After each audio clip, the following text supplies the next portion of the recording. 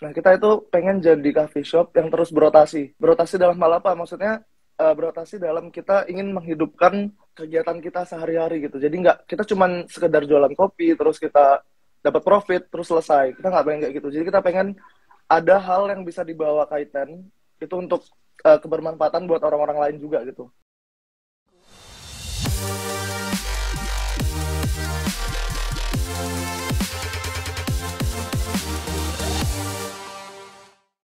Oke guys, we are live now. Buat teman-teman The Consulting Lovers, hai guys, apa kabar teman-teman semuanya? Semoga sehat-sehat terus ya, semoga selalu diberkati ya, dan usahanya lancar ya. Usahanya tambah jos, tambah lancar, tambah banyak rezeki ya, tambah banyak customer, tambah ya pokoknya yang bagus-bagus, yang luar biasa. Hari ini kita akan live ya guys, seperti biasa acara The Ngobis. Hari ini saya yang bawain.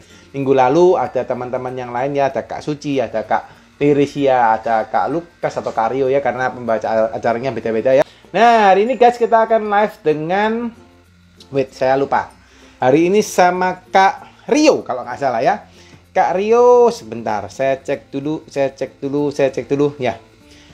Kak Rio Chandra ya, hari ini menarik guys. Kalau teman-teman liatin story-nya kita, liatin postingan kita kapan hari waktu flyer terkait dengan IG Live hari ini, kita akan ngobrol soal usaha cafe shop ya.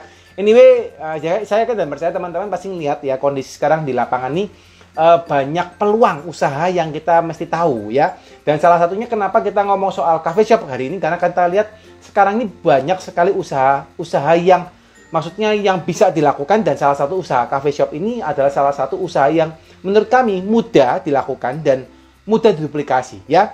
Bahkan kami pernah waktu itu sempat bertemu dengan UMKM ya. Jadi UMKM, jadi teman-teman bayangin, jadi nggak usah bayangin cafe shop itu yang sekelasnya misalnya seperti Kopi Kenangan gitu ya, atau mungkin Kopi Mantan gitu ya, atau apa kayak gitu ya, yang kopi AADC gitu ya, I don't know gitu, macam-macam ya. Tapi kita nggak usah perhatiin yang terlalu kopi yang investasinya besar-besar. Bahkan guys, yang UMKM itu warung kopi guys ya. Jadi warung kopi, kalian bayangin, warung kopi itu bisa punya cabang guys ya. Ini keren banget. Jadi warung kopi bisa punya cabang. Gimana caranya? Ini kita belajar ya. Tapi hari ini kita nggak ngomong ke warung kopi ya. Kita hari ini ngomong cafe shop ya.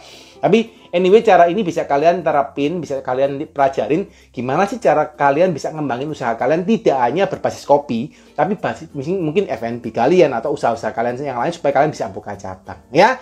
Ini guys ya, hari ini kita akan ngobrol tentang bagaimana sih tips mengelola cafe shop bersama Kaiten ya. Hari ini kita akan undang dengan owner daripada Kaiten adalah Kak Rio Chandra ya. Hai. Halo. Kak Rio, apa kabar? Baik. Seneng dengernya, seneng liatnya. Lagi di mana nih? Rumah? Lagi di rumah. Oh, nice. Thank you so much ya. Dapat posisi yang pas nih. No worries. Thank you so much. Hari ini sudah sudah nyempatin waktu ya. Di sela-sela kesibukan nyempatin waktu live sama kita. Very appreciated ya untuk Kak Rio sempatin untuk sharing-sharing di acara The Ngobis malam ini ya.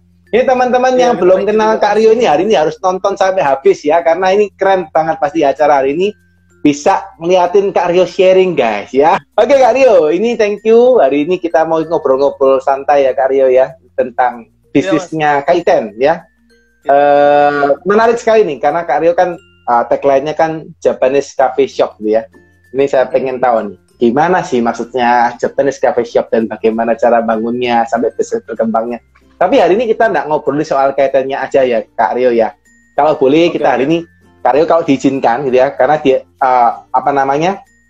audiensnya The Ngobis ini biasanya juga ada yang praktisi, ada yang akademisi, ada yang pengusaha dan macam-macam gitu ya.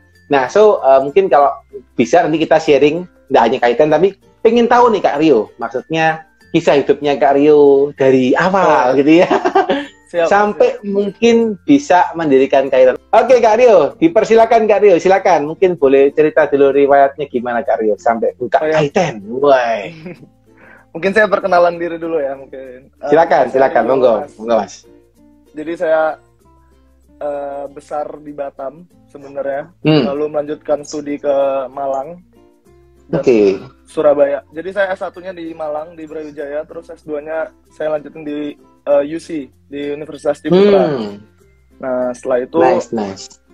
banyak banyak sih hal-hal yang udah saya lewatin, udah mencoba untuk membangun bisnis A, B, C, dan banyak yang gagal juga, banyak yang sekarang masih jalan juga gitu. Dan salah satunya adalah Kaiten. Jadi kalau di Kaiten sendiri mas, sebenarnya kita ada berlima, ownernya itu ada 5 orang, dan memang saya kenal dengan teman-teman ini ketika saya udah di Surabaya waktu itu.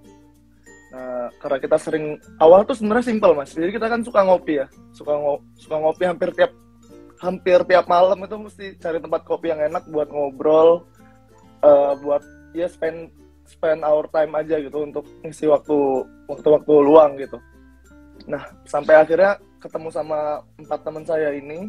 Itu ada tadi Mas Satria ya, terus ada Mas Rozi, terus Mas Gumilang sama Mas Zaki juga. Nah, ini adalah orang-orang hebat di balik Kaiten gitu. Sampai saat Mantap. ini kita running Kaiten. Nah, jadi waktu itu memang kita cari tempat ngopi yang kok kayaknya di Surabaya ini udah mulai jenuh, karena memang kan udah jadi budaya banget ya mas ya untuk ngopi untuk anak-anak muda. Jadi kayak apa ya, mungkin pada waktu itu ngopi itu ya udah cuman nongkrong terus ngobrol sambil nikmatin kopi gitu. Nah, kita mencari sesuatu yang beda waktu itu, kayak apa ya yang belum ada di Surabaya gitu. Apa yang hal lain yang bisa kita lakuin saat ngopi itu apa? Ada nggak sih yang hal-hal lain yang lebih produktif mungkin, atau mungkin ketika kita ngumpul di suatu tempat di coffee shop itu juga menghasilkan sesuatu. Nah, jadi berangkatnya sebenarnya dari situ kalau Kaiten. Jadi kita tuh pengen nongkrong tapi produktif dan punya value gitu, punya sesuatu yang kita hasilkan dengan sharing dengan teman. Jadi nggak mungkin cuman ngobrol-ngobrol ketawa-ketawa aja, tapi ada sesuatu yang bisa kita bawa setelah pulang dari coffee shop itu. Kita mikirnya kayak gitu waktu itu. Nah, akhirnya kita nyari tempat, mungkin ada beberapa memang yang menyediakan kayak coffee shop yang fokusnya di coworking space dan sebagainya. Cuman karena kita anak malam ya mas sebenarnya. Anak malam maksudnya suka nongkrong malam, terus kita nyari suasana yang bisa nggak ya kita combine kira-kira coffee shop itu dengan bar. Dalam artian bar yang untuk nge-chill aja ya, yang nge-chill dengan suasana yang remang, redup, lalu kita terus riset sampai kurang lebih itu risetnya sekitar 6 sampai 8 bulan ya. Itu udah kita keliling-keliling kemana-mana, dan untuk mencari Kaiten itu prosesnya sepanjang itu gitu. Dan akhirnya teman-teman sepakat, karena kebetulan kita juga suka dengan vibes-nya Jepang. Akhirnya kita riset, kita mengkerucuti lagi, dan akhirnya kita menemukan suatu konsep namanya izakaya. Nah, izakaya ini adalah apa? Kayak tradisional bar di Jepang. Jadi biasanya itu memang buat orang-orang Jepang kalau pas malam itu setelah selesai kerja, terus mungkin menyelesaikan aktivitasnya itu biasanya ngumpulnya di izakaya ini gitu. Jadi untuk melepas penat, terus untuk ketemu juga sama rekan kerja dan semuanya. Dan ini vibes dan konsepnya itu yang kita pengenkan gitu. Kayaknya cocok nih dengan yang kayak gini, dan kita akan bawa ke Surabaya. Sebenarnya singkatnya seperti itu sih mas. Untuk alasan asal mula Kaiten ya. Jadi awalnya. Oke. Kenapa kok akhirnya memilih konsep izakaya? Izakaya itu ya, benar ya Mas ya? Iya, izakaya namanya. Izakaya ya. Nama temanya. Jadi apa ndak ada? Silakan. Sebenarnya kita udah coba beberapa konsep yang mau kita bawa, cuman menurut kita berlima pada waktu itu kayaknya emang izakaya yang paling pas dengan visi misi maupun value yang mau kita bawa gitu. Dari teman-teman ini kan semuanya punya karakter ya Mas ya, punya karakter. Lalu juga kita ngelihat di izakaya itu memang tempat untuk selain tempat untuk ngobrol dengan teman, terus ketemu sama teman, tapi di satu sisi ada hal lain yang gak ada di tempat lain gitu. Maksudnya itu adalah tempat yang bisa untuk mendapatkan hal yang baik, terus hal produktif di sana. Kita bisa sharing, mungkin sharing bisnis, sharing apapun yang bisa kita lakukan di sana gitu. Dan kita juga ngebawa konsep di mana kalau kita nongkrong itu kita nggak malu, nggak sungkan. Karena gini mas, karena beberapa tempat mungkin sudah menempatkan diri kayak, misalnya kita coffee shop A, mungkin yang banyak orang-orang yang nongkrongnya adalah apa ya bilangnya, yang looks-nya gimana ya, glamour, atau ada juga yang mungkin ketika nongkrong tuh lebih ke anak-anak yang looks-nya kayak saya bilang bukan banget ya, bilangnya bukan muslimin ya, maksudnya kan ada tuh yang kayak memang pasarnya sudah terkotak-kotakan. Nah sementara di kaitan itu kita pengennya semua boleh ke kaitan, semua bisa dan bebas mengekspresikan dirinya. Nah itu salah satu uh, yang yang nyambung sama konsepnya izakaya juga gitu. Jadi kita pengen teman-teman yang datang ke kaitan itu adalah orang-orang yang jadi dirinya sendiri gitu. Mau kamu pakai style apa, mau kamu dandan seperti apa, mau kamu cowok tapi mungkin pakaianmu kayak cewek, atau cewek tapi kayak cowok, atau sebaliknya. Jadi kita nggak mau kamu misalkan jilbaban tapi rokokan dan sebagainya, itu kamu gitu. Jadi kamu sendiri. Kalau kamu datang ke kaitan itu kamu nggak perlu insecure untuk di judge orang, dilihat orang. Nah, seperti itu. Jadi itu sebenarnya konsep yang kita kumpulkan menjadi satu, dan itu menjadi izakaya dan kaitan sama saat ini gitu. Oh, nice. Karena mungkin kalau ngeliatin budaya timur atau budaya Indonesia ini masih kadang-kadang, apalagi di kota-kota mungkin nggak seperti saya katakan seperti kota Malang gitu ya, atau Surabaya aja masih sama ya, ngeliatin, wah ini kok jilbaban tapi kok merokok gitu ya. Nah, langsung rasanya stigmanya jelek, padahal harusnya ya itu urusannya dia gitu ya Mas ya. Oke, nice. Yes. Mungkin kalau di kota besar udah umum ya, tapi kalau di kota yang lebih kecil itu mungkin lebih segmentasi lebih ya. Ya itu makanya open minded itu yang pengen kita bawa di kaitan gitu. Oke. Siapapun kamu bebas jadi dirimu, dan kamu nggak perlu dengerin orang lain berpendapat apa tentang kamu gitu, asalkan kamu memang nggak merugikan orang lain, dan ini tempatnya gitu. Nice. Penasaran Mas Rio, apa sih visinya sama misinya kaitan Mas Rio? Oke, sebenarnya kita itu berangkat dari kita pengen, asal namanya kaitan dulu aja kalau Mas ya. Jadi kaitan itu boleh dari dua kata. Itu ada kai sama ten. Nah, kai itu artinya rotasi. Sedangkan ten itu toko. Nah, kita itu pengen jadi coffee shop yang terus berotasi. Berotasi dalam hal apa? Maksudnya berotasi dalam kita ingin menghidupkan kegiatan kita sehari-hari gitu. Jadi kita cuman sekedar jualan kopi, terus kita dapat profit, terus selesai. Kita nggak pengen kayak gitu. Jadi kita pengen ada hal yang bisa dibawa kaitan itu untuk kebermanfaatan buat orang-orang lain juga gitu. Hal-hal produktif yang bisa dilakukan. Makanya kita selalu fokus di mana kita tuh pengen, visi kita adalah kita ingin jadi coffee shop yang bisa berkolaborasi dan produktif untuk customer maupun partner-partner kita yang ada kayak gitu. Jadi kita memang memfokuskan di mana kita menjadi coffee shop yang kolaboratif kayak gitu. Oke. Mas, boleh nggak Mas dikasih gambaran? Mungkin teman-teman agak bingung nih, gitu ya. Kalau mungkin nggak biasa gitu ya ngomong kolaboratif dan sebagainya gitu ya. Maksudnya kolaboratif ya dimaksud sama Mas Rio itu seperti apa nih? Kalau ada nih nggak contoh misalnya teman-teman yang bisa dilakukan gitu? Jadi kalau kita itu sangat terbuka untuk teman-teman dari luar yang mungkin komunitas, lalu ada UMKM juga dan sebagainya, untuk kita saling bekerja sama tuh. Jadi kaitan cukup sering untuk mengadakan event. Untuk event terakhir itu kita ada beberapa tenan, terus kita bisa kolaborasi untuk tadi Mas, tagline-nya tetap dibebaskan dirimu ya, untuk yang bebas mengekspresikan diri dan semuanya itu. Terus kita juga terbuka untuk teman-teman UMKM yang mungkin mau mengkolaborasikan produk kita dengan produk teman-teman, dan kita ngebantu. Terus kita juga sering aktif untuk mengisi kayak seminar ataupun webinar dan membantu teman-teman UMKM gitu Mas. Seperti itu. Jadi memang kita pengennya kita tuh nggak sendiri, tapi even teman-teman coffee shop yang lain pun itu kita anggap ya sebagai partner gitu. Walaupun kita tetap berkompetisi ya, maksudnya kita tetap punya pasarnya masing-masing, tapi kita pengen sekarang itu eranya tuh era kolaborasi gitu. Kita nggak pengen sendiri-sendiri, pengen maju tapi sendiri gitu. Kita pengennya maju tapi bareng-bareng. Nah itu yang harus kita pikirkan. Memang mungkin susah ya, karena kalau mindset perusahaan besar atau perusahaan lama kan pasti ya pesaing gitu. Pesaing ya kita nggak bisa ngapain temenan sama pesaing. Tapi kalau kita nggak, kita pengennya kita bisa jalan bareng dan sama-sama menguntungkan seperti itu. Jadi kita terbuka banget untuk kerjasama dalam bentuk apapun. Nice. Jadi malah kompetitor ini bukan dianggap kompetitor ya Mas ya, malah dianggap kompetitor ini teman gitu ya, bisa saling berkolaborasi ya.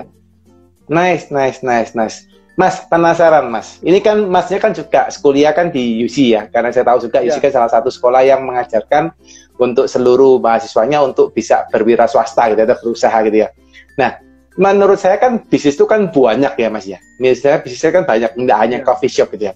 Apa yang akhirnya memutuskan Mas Rio dan teman-temannya kok memutuskan bisnis kopi? Padahal bisnis kan banyak harusnya. Oh iya, benar-benar. Mungkin kalau background saya sendiri Mas, sebenarnya saya ada family business. Itu memang dari dulu kita fokusnya di food and beverage sih. Jadi kita punya kayak pabrik bakso. Sebenarnya lebih ke restoran-restoran kalau saya pribadi. Lalu pada waktu itu ya ketemu teman-teman ini karena tadi sederhana, sesimpel karena kita suka nongkrong. Kenapa kita nggak buat tempat nongkrong sendiri aja? Yang akhirnya kita bisa mengumpulkan teman-teman yang memang sepemikiran untuk datang ke tempat kita. Jadi kita nggak perlu repot untuk nyari tempat lain. Nah, di samping itu memang kita melihat tingkat konsumsi kopi maupun budaya ngopi ini semakin tinggi, apalagi sejak pandemi ya Mas ya. Itu kalau misalkan di Malang sendiri, saya kebetulan bolak-balik Malang Surabaya. Dan itu ada di Malang sebenarnya. Nah, itu di Malang sendiri kan menjamur, apalagi Surabaya juga sudah mulai. Jadi waktu pandemi memang, ini adalah momen di mana orang-orang mungkin udah jenuh, dan salah satu bisnis yang menjanjikan menurut kita adalah coffee shop gitu.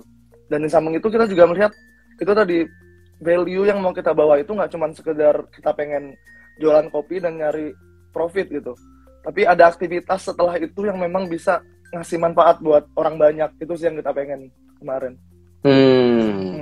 Oke. Jadi dari sekian banyak memang Masnya sekarang lihat segmentasinya kopi lagi rame gitu aja ya, maksudnya dari kopi lagi hype gitu ya. Jadi cara mikirnya kan simpel gitu ya, nggak terlalu yang karena sudah detailin di survei gitu atau enggak ya Mas, sampai situ segitu ya. Survei tetap Mas, tetap ya lakukan ya. Tetap kita mencari maksudnya karena keahlian kita mungkin kebetulan memang di situ. Jadi beberapa sudah berpengalaman di barista. Saya juga dulu pernah kerja jadi barista gitu. Dan memang udah passion sih. Jadi kalau memang mungkin kalau kita ngelihat bisnis lain ya, mungkin yang profitnya lebih menggiurkan. Cuma kalau kita nggak passion kan tetap aja kita nggak bisa jalan. Mungkin ini karakter teman-teman milenial ya Mas ya. Kayak mau ditawarin gaji gede pun dengan bisnis yang menjanjikan, tapi kalau dia nggak passion ngejalaninnya, dia ogah gitu, males jadinya. Mending mungkin kalau coffee shop kita nggak bilang kita dapat profit yang sangat wow ya dari coffee shop. Beda dengan kita jualan retail ataupun kita punya ya kan bahan baku atau apapun, itu kan masih lebih cuannya lebih banyak gitu. Tapi kalau coffee shop ya memang kita berangkatnya dari passion itu tadi aja. Kita melihat market yang cukup baik pada waktu itu, lalu respon market pada waktu itu juga baik, akhirnya kita ya udah langsung digas gitu. Yes, mantap ini. Ini mental juara ya, memang harus digas ya Mas ya. Kalau nggak gitu nanti nggak jalan-jalan malah ya. Jalan-jalan karena mikirin udah lama. Jadi kita tuh ngobrol udah lama Mas, kayak setahunan lebih gitu ya. Tapi udah gitu-gitu aja. Kalau nggak, langsung mulai aja. Kalau nggak mulai, ya kapan gitu, nanti ini nggak jadi batas konsep aja sampai seterusnya kayak gitu. Tapi ya tetap mempertimbangkan hal-hal yang harus kita hitung gitu ya. Nice. Nah ini menarik Mas. Kalau boleh nih Mas, nyambung pernyataan terakhir terkait dengan apa yang dihitung. Nah ini mungkin teman-teman juga perlu tahu nih, apa sih Mas yang perlu dihitung ketika buka usaha kopi Mas pertama kali? Untuk coffee shop ya? Yes. Kan Masnya mesti mikirin, Mas Rio mikir, oke, aku mau buka nih. Apa sih yang mesti tak hitungin supaya sampai saya buka ini nggak sampai buka terus tutup, tapi buka bisa jalan terus kan gitu Mas Rio ya? Betul. Apa nih Mas yang dipikirin dari seorang Mas Rio? Sebenarnya kalau mungkin kita sudah belajar untuk bangun bisnis, kita menghitung istilahnya hitung-hitungan untuk keuangan, BEP dan sebagainya itu mungkin teman-teman pasti udah tahu ya. Cuman kalau di coffee shop yang kita paling perhatikan adalah dari behavior customer-nya sendiri sih Mas. Jadi karena memang tren ngopi ini kan dari setiap tahunnya tuh selalu berubah gitu. Mungkin yang awalnya cuman ya udah ngopi terus, mungkin yang rokokan ngopi ngobrol selesai pulang gitu. Tapi sampai semakin kesini kan perilaku customer itu selalu berkembang, dan kita ada di tahap dimana customer itu udah mulai mencari experience lain selain minum kopi gitu. Jadi nggak cuma minum kopi, tapi apa sih yang bisa didapat dari coffee shop itu. Bahkan sampai sekarang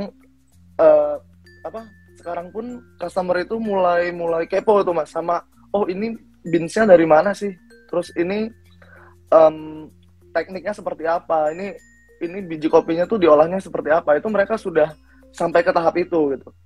Jadi kita harus tahu target market kita dulu sih. Kalau Kaitan sendiri memang kita bukan ke menyasar yang ke specialty coffee gitu, yang memang orang-orangnya sangat paham dengan kopi walaupun sama warna hitam, tapi ketika diseruput tuh mereka bisa tahu notes yang keluar apa, rasanya apa. Nah, kita memang lebih ke medium market yang memang penikmat kopi yang apa ya, yang lebih modern, dalam artian udah ada mixing di situ gitu. Jadi yang memang kita tonjolkan itu waktu itu di mocktail coffee-nya Mas. Yang kita tonjolkan mocktail coffee. Iya, mocktail coffee. Okay. Kalau di Kaitan yang paling kita signature kita tuh udah ada di mocktailnya gitu. Oke, nice. Mocktail ya. Biasanya kan yang minuman-minuman itu ya. Iya, benar. Biasa kan Oke. pakai alkohol ya. Tapi ini kita pakai ya. Gitu. Oke. Nice. Jadi target marketnya dulu. Jadi teman-teman memang harus siapin dulu sih visi misinya di awal. Itu memang mungkin kesannya kayak cuman kalimat ya Mas ya. Kalau kita dulu belajar ya, kalau saya kuliah, tentuin dulu nih visi misinya, tentuin dulu target marketnya. Memang kalau cuman ditulis ya akan jadi tulisan. Tapi kalau kita udah turun, kita langsung gas kayak tadi, baru itu kita sambil terus belajar sih di situ. Oke, nice. Mas, pengen ngulik nih Mas. Seberapa penting sih Mas visi misi itu untuk orang Kaitan atau tim Kaitan Mas, menurut Mas Rio? Wah, kalau menurut saya tuh penting banget ya Mas. Soalnya gini, ini adalah bisnis kedua saya berpartneran dengan teman. Jadi akan lebih, kalau saya pribadi memang dari dulu suka bisnisnya sendirian. Saya punya beberapa unit usaha yang sekarang juga lagi running, dan akan menyatukan beberapa kepala itu pasti akan lebih susah untuk mencapai tujuan kita ya. Kita udah punya visi misi, membuat visi misinya dengan 5 kepala itu aja pasti akan butuh proses yang lebih panjang, karena kan pengambilan keputusannya juga akan lebih panjang dan semuanya. Dan memang visi misi dan dari misalkan di sini ada teman-teman yang mau bisnis joinan ya sama temen atau sama siapapun, itu yang harus di awal memang benar-benar ditegaskan gitu, untuk benar-benar punya satu pandangan yang sama di antara teman-teman dan partnernya, karena itu yang akan teman-teman pegang gitu untuk melangkah terus ke depan.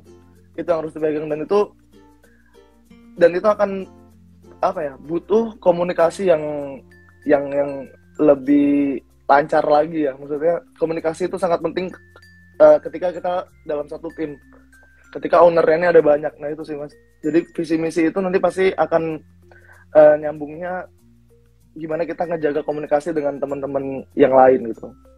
Karena kita sama-sama owner nih. Nah itu yang harus kita belajar lagi di situ. Tantangannya di situ. Oke, nice. Oke, ini berarti kalau dari konteksnya Mas Rio sampaikan bahwa ini konteksnya lebih ke arah visi misi ini untuk owner ya Mas ya? Iya. Kalau untuk tim gimana Mas? Juga.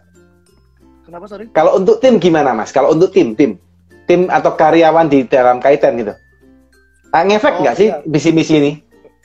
Ngefek Mas. Kalau untuk tim kita ngefek, pasti kita akan benar-benar dari proses kita mencari tim ya, dari karyawan maupun yang di sebagai barista ataupun di back office-nya, itu memang kita harus mencari orang yang sesuai dengan visi misi kita gitu. Kita benar-benar nyortir orang-orang yang memang sepemahaman dengan kita, dan itu akan lebih mudah ketika kita ingin ngasih job desk, kita ingin mengasih target atau merancang job desk mereka, tanggung jawab mereka, itu akan lebih enak karena kita punya satu visi dan misi yang sama di situ. Kalau dari visi aja udah beda, udah kayak yang penting aku kerja di sini terus apa ya, cuma kerja tapi dia nggak tahu sebenarnya Kaitan itu mau kemana, Kaitan itu mau ngapain, apa yang harus dilakukan, apa yang harus kita punya sebagai baristanya Kaitan. Kita harus memperlihatkan apa ke orang itu. Kalau dia nggak paham di situ tuh akan susah untuk dia kerja. Walaupun memang mungkin orangnya rajin ya Mas, tekun, ulet gitu. Dia nggak tahu sebenarnya. Oh tadi mungkin salah satu value-nya kita harus bebas mengekspresikan diri ya. Kalau itu ya berarti kita harus ngikutin itu gitu, ngikutin apa yang mau dibawa sama Kaitan kayak gitu sih. Jadi akan lebih mudah ketika kita punya tim yang sudah paham sama visi misi perusahaan kita ya, brand kita gitu. Oke. Mas, boleh tahu enggak Mas, kalau ingat ya kadang-kadang mungkin secara detailnya enggak ingat, tapi mungkin secara intinya gitu ya. Mungkin boleh enggak Mas di-share apa sih Mas visi misi Kaitan Mas? Mungkin biar audiens juga ngerti gitu ya, gambaran secara luasnya gitu kalau boleh. Ya. Jadi kalau ini secara ini ya Mas. Jadi visi secara ini aja, intinya aja. General ya. Jadi memang Kaitan itu pengen jadi sebuah coffee shop yang kolaboratif dengan semua pihak. Dan kita ingin menjadikan coffee shop itu tempat yang bisa untuk menjadi semua orang itu bebas mengekspresikan dirinya gitu Mas. Itu visi kita. Jadi itu visi. Nah untuk misi-misinya sendiri ada beberapa memang yang harus kita lakukan ya untuk mencapai visi tersebut. Salah satunya kita pasti akan kita memilih ataupun menyediakan segala fasilitas maupun kayak teman-teman karyawan itu memang sesuai dengan value yang kita bawa tadi kayak gitu. Yang bisa mengcover konsep izakaya dan bebaskan dirimu yang tadi. Oke, jadi yang saya note di bawah sini adalah bebas berekspresi ini Mas ya, yang mau dibawa ke tim ya.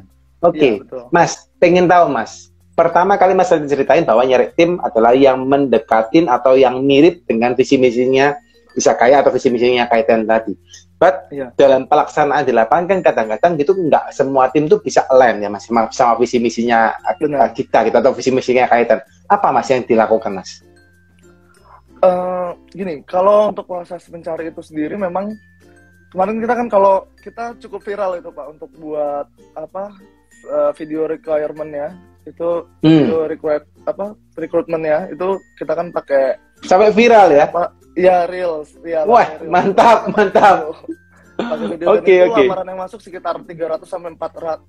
Wow, 400, keren. 400. Keren. Di saat itu. Itu ya. Satu kali posting itu ya? Iya. Jadi keren.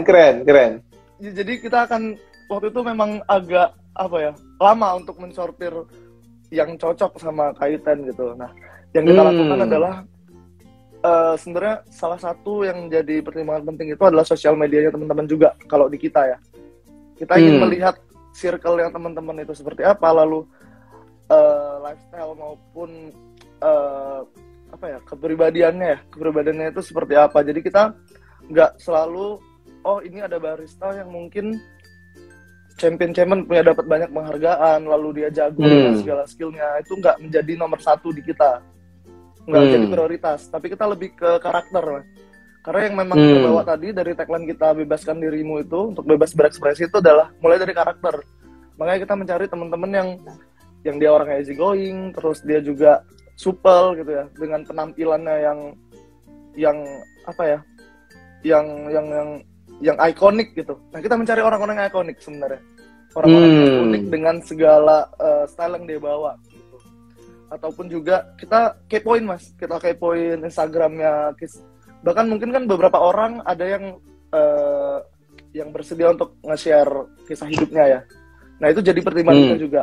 Oh gimana dia caranya bangkit dari masalahnya dia, itu yang bisa kita bawa nanti, cerita itu yang bisa kita bawa ke Kaitan pada waktu itu kayak gitu. Jadi orang-orang mungkin yang ada beberapa temen yang dulunya mungkin punya masa lampau yang kurang baik gitu, tapi kita lihat ternyata perjalanan setelah itu dia bisa bangkit dan dia jadi orang yang hebat saat ini gitu. Dia bisa ngasih pengaruh ke teman-temannya, pengaruh positif ya ke teman-temannya, dan itu yang kita kita ambil, dan itu kita senang banget sama orang-orang kayak gitu gitu.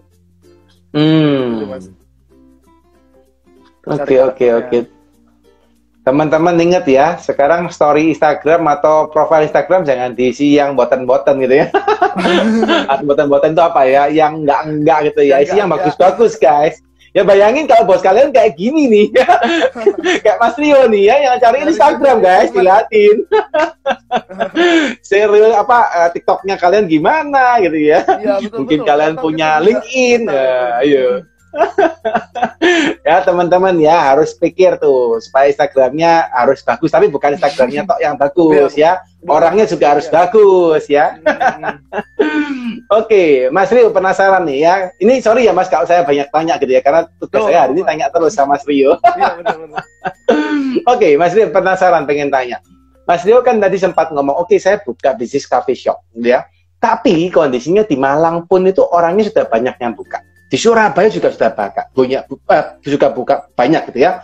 Di kota-kota lain juga sudah buka banyak. Nah, apa Mas yang dilakukan supaya enggak sampai kalah? Sila gini, karena udah banyak kan otomatis kan ibaratnya kalau kita ngomong secara market itu kan sudah penuh gitu ya. Apa Mas yang menjadi atau apa yang dilakukan supaya Kaiten tetap bisa istilahnya berkompetisi gitu ya dengan teman-teman coffee shop yang lain gitu Mas? Monggo. Oke. Itu bener banget sih Mas, ini mungkin udah red ocean gitu ya, udah jenuh, kayak udah banyak pesaingnya, udah di mana-mana. Bahkan kayak di Malang tuh ada satu distrik yang kayak satu jalan itu di Sudimoro itu namanya ratusan kedai coffee shop kalau nggak salah itu. Ratusan kedai coffee shop ya? Wih, luar biasa. Mas, itu di satu jalan Sudimoro itu. Nanti bisa mampir Mas Dedi ya, itu rame banget. Siap.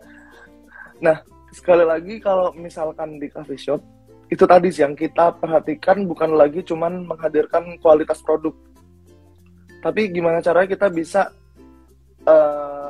memunculkan story ke teman-teman dari value yang mau kita bawa, yang mau kita sampaikan ke teman-teman gitu. Jadi kita memang menceritakan story. Jadi kalau saya boleh cerita tentang Kaiten, di awal itu kita bikin akun Instagram Mas, itu tuh kita tulis namanya Kaiten aja, nggak pakai coffee shop gitu, terus Kaiten. Dan konten Kaiten itu lebih ke fokus tentang anak-anak muda yang punya masalah hidup, terus tentang kegalauan-galauan.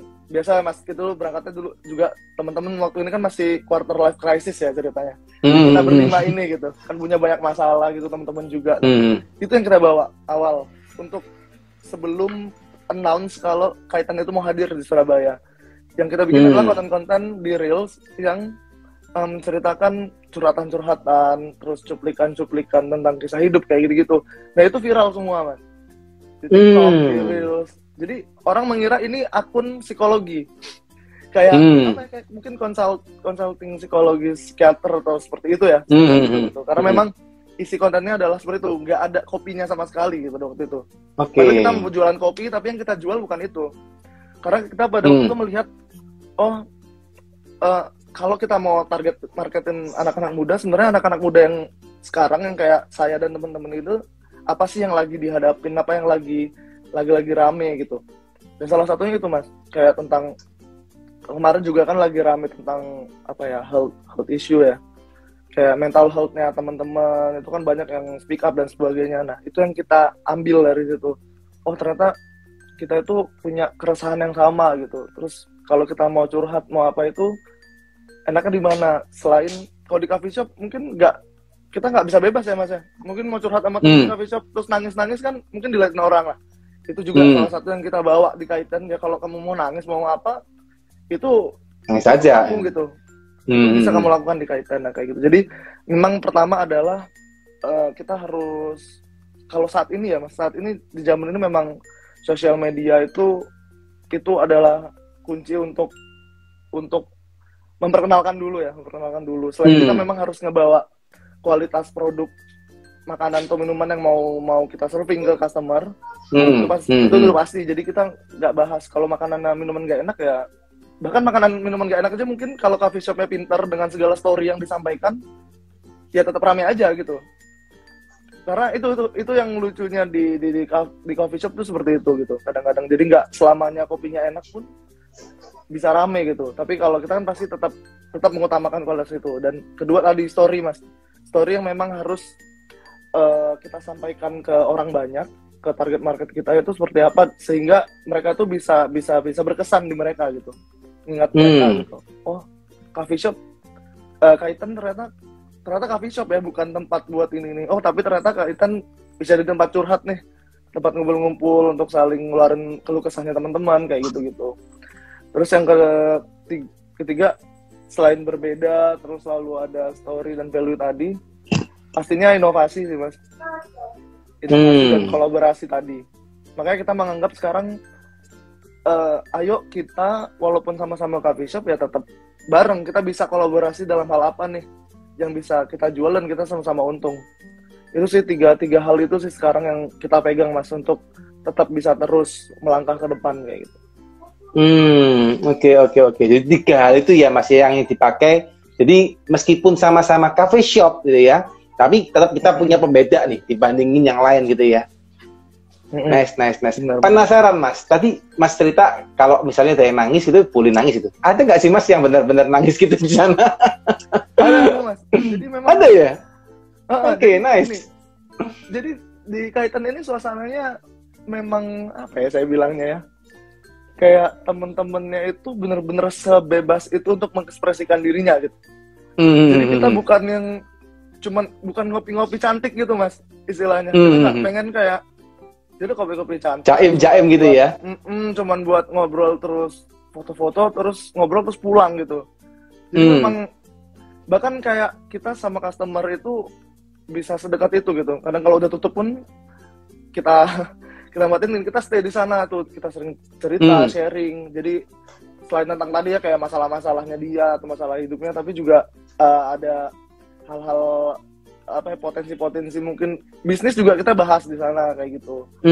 Jadi memang nyampur orang-orangnya dan se-ekspresif itu gitu teman-teman yang datang ke sana gitu. Oke, nice. Jadi sampai ada yang nangis-nangis gitu, benar-benar dia ekspresi ini. keren. Terserah mau ngapain di sana gitu. Iya. Dan kita pun di Instagram ada salah satu rubrik Mas, setiap Sabtu itu ada namanya Sabtu Sambat. Jadi tuh isinya tuh curhatan follower kita, ya. Kita yang Sabtu Sambat. Keren. Nyemangatin teman-teman. Ternyata tuh rame Mas. Jadi kayak apa yang mungkin dirasain teman-teman yang curhat, oh ternyata yang lain merespon juga, oh iya aku juga kayak gini, aku lagi ada kayak gini, kayak gitu-gitu. Nah, itu sih yang kita bawa. Oke, nice. Penasaran Mas, lokasinya Kaitan sekarang berada di mana Mas untuk coffee shop-nya? Oh, iya kalau Kaitan sendiri sekarang ada di Komplek AJBS ya Mas. Nah itu juga kita di Jalan Ratna Dalam ya, nomor 14. Ya, Yes. Itu masuk gerbang langsung belok kiri aja. Di sebelah itu juga ada tenan-tenan yang lain kayak gitu. Karena memang di AJBS sendiri itu kedepannya akan dibuat visi dari AJBS ya. Dia ingin buat kayak M Block Jakarta. Gitu. Nah, Oke. Dan kita mengisi di situ. Oke, AJBS ini maksudnya AJBS Surabaya kan ya Mas ya? Iya, AJBS Surabaya. Oke, yang dekatnya apa?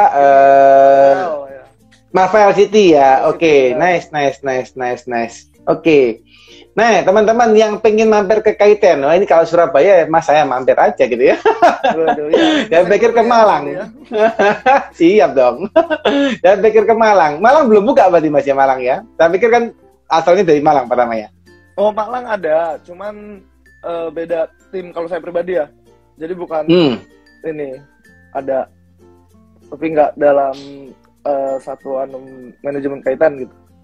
Oh, usaha yang lain gitu ya? Iya. Ini Mas, pengen tanya lagi Mas. Ini Kaitan berarti udah buka tahun keberapa nih Mas kondisinya?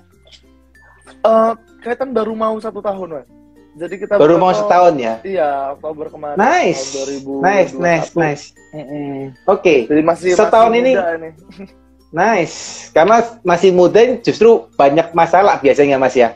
Nah, betul. Banyak problem nih. Nah, banyak problem di depan itu. Nah, ini pengen kepo nih Mas ya, pengen kepo nih biar juga maksudnya jadi apa studi kasus buat teman-teman juga belajar gitu ya, usaha yang baru ya. Boleh. Kan Mas Rio kan juga punya usaha apa yang lain kan juga cukup banyak. Nah, pengen tahu Mas, setahun ini apa yang dirasakan sama Mas Rio Mas? capek. Capek pusing. Ya, tapi Oke. memang itu kan itu pasti ya Mas, nggak mungkin ya ada orang bikin usaha terus ujuk-ujuk tinggal duduk-duduk rokokan dapat duit itu impossible gitu ya. Jadi memang kalau Yes. kita ini kan baru, terus kita memang punya visi misi yang baru, punya tujuan baru, dan untuk melangkah ke tujuan itu kan berat gitu. Jadi yang memang harus dihadapin sama kita saat ini gitu, dan terus belajar gitu ya. Karena yang kita rasain sih sekarang tadi Mas, kalau memang ini kan bisnisnya joinan ya sama teman-teman. Ya komunikasi di tim itu yang nomor satu sih. Karena di situ ada beberapa orang, akhirnya itu yang harus disatukan dulu gitu untuk ngebuat tim yang lain mengikuti kita kayak gitu. Itu tantangannya. Kalau kita bisnis sendiri kan mungkin ya udah terserah kita ya, kayak mau kita ambil keputusan apa, kita mau buat apa, itu kan gampang gitu. Kayak kita bisa memutuskan sendiri, tapi kan ini ada teman-teman lain gitu. Itu sih yang harus kita apa ya, tantangan yang kita hadapin di situ kalau bisnisnya bareng-bareng kayak gitu. Terus kita juga saat ini tetap masih mencari market yang apa ya Mas bilangnya, lebih mencari market lagi gitu, karena memang kan kalau di Surabaya kayak tadi Mas bilang kan udah banyak ya. Nah itu yang lagi kita bangun gitu, kita bangun story kita, value kita, dan kita lebih kenalkan lagi, kita komunikasiin dengan teman-teman untuk menarik market yang memang sesuai dengan target kita kayak gitu. Itu yang masih kita pelajarin gitu. Nice. Jadi memang kondisinya setahun ini capek sama jenuh ya Mas ya. Nice, semangat Mas tetap ya. Tetap semangat. Yes. Ya teman-teman ya, kalau punya usaha semuanya nggak ada yang instan guys ya. Pasti semuanya itu pasti capek ya. Awal-awalnya nggak mungkin kalian tinggal leha-leha tidur gitu ya. Dapat uang nggak mungkin ya. Pasti harus mati-matian ya, kerja saya malam gitu ya mungkin Mas Rio ya. Itu biasa kita paling cuma 3 jam Mas sebelum pas mau 3 jam ya. Luar biasa. Jadi kayak bener-bener sampai pagi itu. Ingat banget saya sama teman-teman tuh kayak ngumpul di salah satu rumah teman, itu salah satu ownernya. Ya itu kita brainstorming terus, kita cari riset dan sebagainya, kita diskusi. Ya itu sampai capek-capeknya itu. Dan tiap hari juga yang pas udah mau buka ngatasin masalah ini, masalah itu, dan ketika buka pun ya tetap aja gitu. Dan memang harus tetap dijalanin dan dihadapin. Nice. Oke, sip. Mantap Mas Rio. Semangat terus Mas Rio. Semangat Pol. Nanti kalau sudah lewat tahun kedua biasanya lebih enteng di sini. Insya Allah. Karena saya juga yang keluarga ini, F&B kita itu udah 18 tahun Mas berdirinya. Oh di Batam ya? Ya, jadi memang.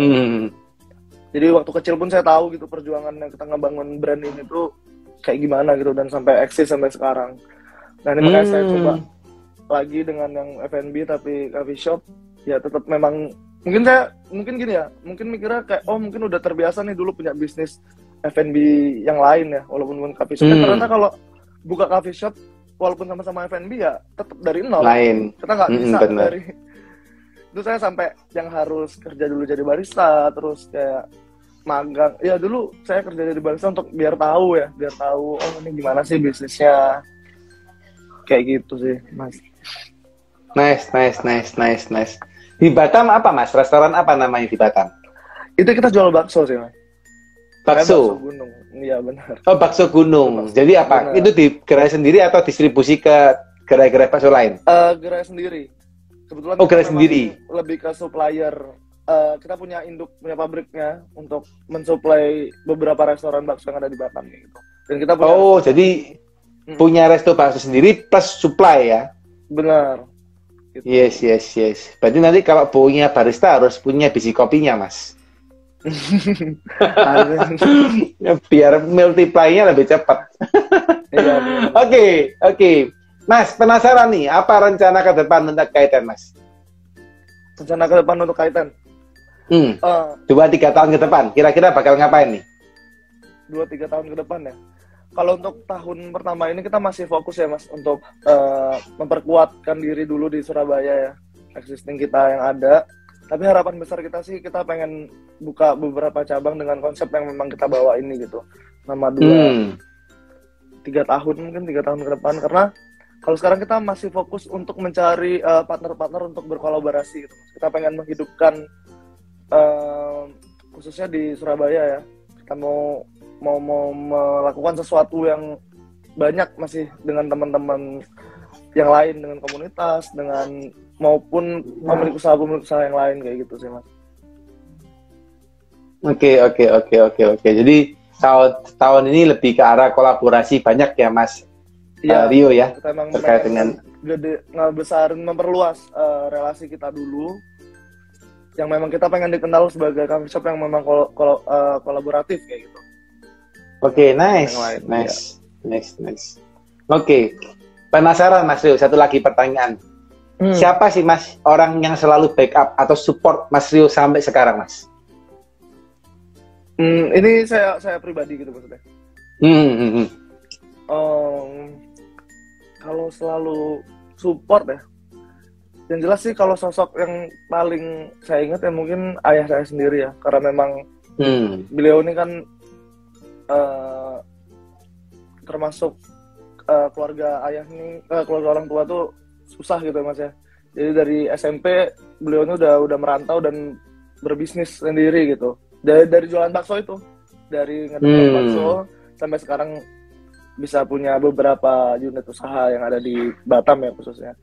Dan itu sih, dan beliau yang paling mengajarkan saya untuk sebenarnya kan kalau bisnis ini konsistensi ya Mas ya, konsistensi terus tekun, itu yang susah, memang berat banget itu. Kayak kita mungkin udah mulai semangat nih berapi-api di awal, kita punya konsep bisnis, kita punya ABC, kita punya BMC modelnya, kita punya konsepnya, terus ketika jalan terus nggak sesuai ekspektasi, nggak sesuai harapan yang kita inginkan, mungkin langsung kendor, terus udah akhirnya nggak konsisten lagi, nah kayak gitu. Nah kalau saya ngeliat orang tua ayah saya pribadi tuh kayak beliau ini konsisten terus Mas, pelan, tapi lama-lama memang menghasilkan gitu. Jadi memang nggak bisa setahun tiba-tiba, ya mungkin ada yang kayak perusahaan yang baru umurnya setahun 2 tahun tapi langsung besar kayak gitu. Tapi kan kalau based on my experience Mas, itu memang kita harus pelan-pelan dan konsisten terus itu loh. Itu yang paling saya ingat sih dari ayah saya. Dan tentunya teman-teman saya yang lagi bareng saya di Kaitan sekarang ini, mereka yang selalu support sih. Jadi sebenarnya memang bahkan teman-teman pun yang lebih tahu, karena saya banyaknya di Malang kan Mas. Yang lainnya di Surabaya, jadi memang mereka yang lebih apa ya, lebih standby di sana dan selalu koordinasi bareng kayak gitu. Oke. Jadi yang standby di Surabaya ini Mas, ini Rio sendiri ya, yang lainnya di Jakarta. Istilahnya di Malang. Di Surabaya. Enggak, saya yang di Malang. Masih di Malang, yang lain di Surabaya. Surabaya, benar. Oke. Nice. Wih, malah Mas Rio yang bolak-balik Surabaya Malang ya, malah ya. Luar biasa. Oke. Mas Rio, anyway, aku takut ini karena IG live-nya kita ini kadang-kadang sejam bisa mati gitu ya. Aku takut ini sudah hampir 55 menit lebih gitu ya. Nggak kerasa kita ngobrol ya. Tapi thank you so much Mas Rio udah ngobrolin banyak banget ya. Dan I think banyak sekali yang bisa ditangkap dari teman-teman. Ini cerita dari Mas Rio, true story guys. Jadi kalau teman-teman sering dengerin cerita saya itu kan mungkin kalian rasain teori itu ya. Ini Mas Rio langsung prakteknya guys ya. Yang dirasain, lihat tadi mimik mukanya. Mas Rio apa dirasain? Capek dan jenuh. ya itu memang tahun pertama gitu ya Mas Rio. Tapi itu bisnis, dan percaya Mas Rio kalau jalan konsisten pasti jalan luar biasa gitu ya. Nah Mas Rio pengen dapat nih satu kata penutup dari Mas Rio buat teman-teman yang akan lihat video ini ya, karena kan video ini akan kita share ke berbagai media sosial gitu ya. Mungkin boleh nggak Mas kasih satu kata penutup dari Mas Rio untuk nyemangatin teman-teman yang lain? Oke. Kalau saya Mas ya, ada satu kalimat yang benar-benar sampai sekarang itu menyentuh dan saya pegang gitu. Itu saya ingat kata-kata almarhum Pak Ciputra. Itu beliau bilang Mas, kalau misalkan kamu gagal 1000 kali, ya kamu harus bangkit 1001 kali gitu. Jadi memang kita tuh pilihan deh, namanya bisnis kan pasti nggak mungkin pasti berhasil ya, pasti malah banyak gagal ya. Kalau saya pribadi ya, pengalaman saya pribadi itu mah ya lebih banyak gagal. Tapi sekarang saat kamu ada di titik itu tuh, pilihanmu apa? Kamu mau selesai, mau berhenti, mau nyerah, atau kamu mau bangkit lagi? Nah itu yang selalu saya pegang, karena selama saya sekitar ya 10 tahunan ini berbisnis ganti-ganti dan sebagainya, dan sekarang sudah ada yang jalan, memang untuk bangkit lagi itu yang apa ya, yang berat. Tapi ternyata itu memang apa ya, akhirnya menghasilkan sesuatu yang manis di belakang kayak gitu, Mas. Jadi tadi kalau misalkan teman-teman sudah jatuh 1000 kali, ya teman-teman harus bangkit 1001 kali kayak gitu. Nice. Itu Closing sih yang statement luar biasa. Nice. Top Iya. jempol, 4 jempol buat Mas Rio ya. Buat teman-teman ya itu ya guys. Silakan Mas, silakan. Misalnya udah ngalamin sendiri gitu, Mas, kayak gagal sampai ada di titik jenuh. Oh ini kayak saya memang nggak mungkin nggak bakat atau nggak apa, tapi ternyata setelah dipikir-pikir dan mau bangkit lagi dan terus konsistensi itu lagi ya, balik ke konsistensi itu lagi ya, ternyata memang lebih baik gitu hasilnya, dan akhirnya selamat dari kegagalan kayak gitu. Nice ya. Buat teman-teman ya, ini satu closing statement yang menurut saya very nice ya buat teman-teman ya. Jadi soalnya banyak Mas yang ini ya, yang ngeluhin gitu, Mas susah saya nggak jalan gitu ya, Mas saya tahun kedua ini udah mulai omsetnya jelek gitu, ngomongnya yang makanya udah pesimis gitu ya. Buat teman-teman tadi yang disampaikan Mas Rio luar biasa ya. Kalau Anda gagal 1000 kali, Anda harus bangkit 1001 kali guys, dan itu penting ya, karena kita nggak tahu kapan kita berhasil ya. Benar. Percaya nggak percaya ada faktor namanya keberuntungan gitu ya, itu yang juga salah faktor yang kita nggak bisa ambil gitu ya, nggak bisa kita percaya, nggak bisa kita pasrahin gitu, nggak bisa kita jagain ya. Tapi keberuntungan itu muncul kalau you do something ya, dan consistently seperti yang Mas Rio ngomongin, terus tiba-tiba boom ya. Dan saya tahu ceritanya Pak Ciputra, kalau teman-teman pernah baca bukunya Pak Ciputra, dia juga banyak ya, beliau ya almarhum ya, juga banyak sekali yang pernah gagal ya. Bahkan saya punya satu teman yang keluarganya juga dari Pak Ciputra, sempat cerita juga terkait dengan kegigihannya beliau gitu ya. Dan akhirnya sampai sekarang salah satu orang yang terkaya di Indonesia, meskipun sudah almarhum tapi warisannya luar biasa ya. Dan salah satunya juga sekolah UC ya, Ciputra University ya. Thank you so much Mas Rio buat ceritanya, very insightful ya. Dan sekalian tuh jangan lupa datang ke Kaiten ya.